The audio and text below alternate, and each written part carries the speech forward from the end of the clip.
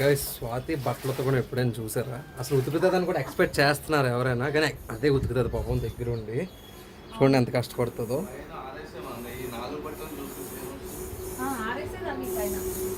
ఆరేసేదా అవి అన్నారండి పైన. ఏ సార్ మా అక్క అంత పని చేస్తుంది కనీసం ఆరేయలేదా?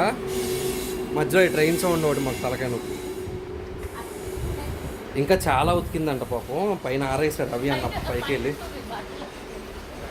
వద్దులే జనాలు పాపం. ఆయన చేస్తే ఎందుకు అమ్మ ఉతుకుతావు చెప్పు నువ్వు, వాషింగ్ మిషన్ ఉంచుకొని.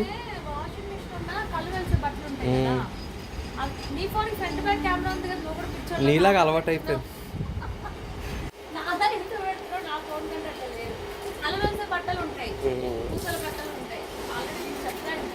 అవునులే జనాలకు తెలియాలి కదా.